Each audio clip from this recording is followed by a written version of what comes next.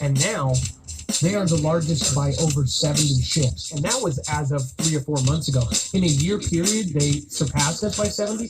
I'm pretty sure they're probably at 100 or something like that.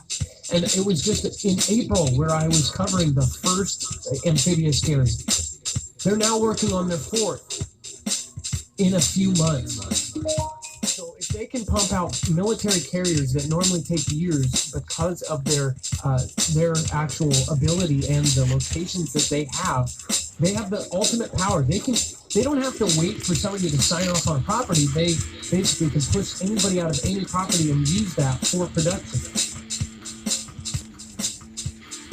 So think about that. Some of the things that stops the U.S. or any other country from producing, or say they need to make a factory to make 10 more ships, well, they might have to get the property to make it that is secure and not visible from the sky or this or that. Then they've got to get permits. Then they've got to get this. All of those roadblocks are gone for them, and they've made sure of so.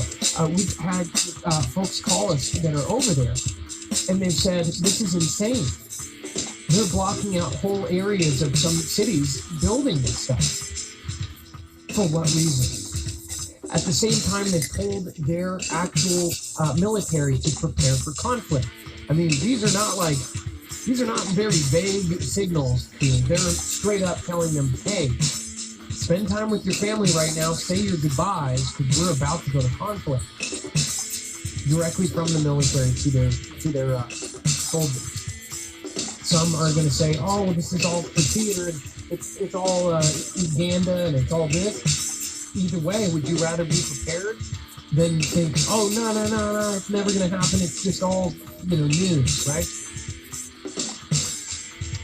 That's really up to you. It says, a new U.S. Navy strategy paper from the Chief of Naval Operations calls China our most pressing long-term strategic threat, pointing out that the nation's rapid and massive ongoing naval modernization efforts, militarization in the South China Sea, which we haven't even gotten to yet, aggressive maritime operations, and grand ambitions to emerge as the preeminent global superpower.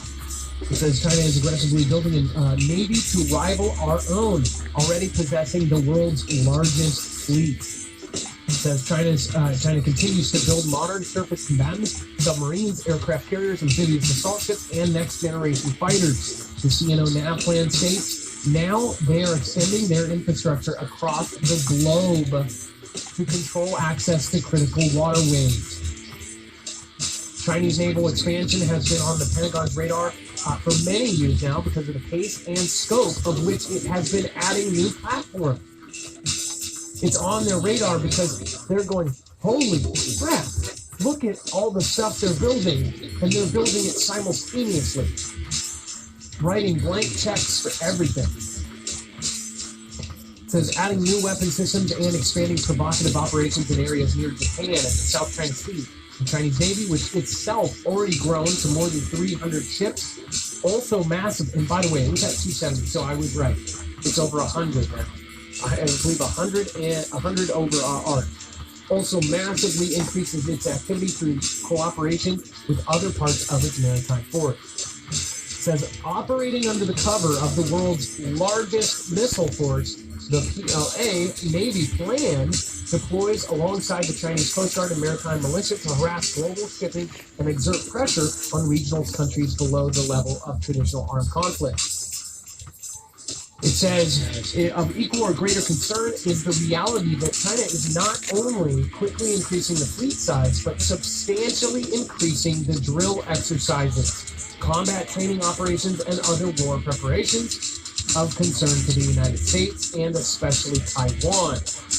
It says a new Navy, Marine Corps, and Coast Guard new strategy document called Advantage at Sea further enforces the CNO nav plan by taking a hard line on Chinese expansionism and detailing a number of what states are saying aggressive Chinese ambitions intended to, quote, corrode international maritime governance, deny access to traditional logistical hubs, inhibit freedom of the seas, control use of the key choke points, and deter U.S. engagement in regional disputes.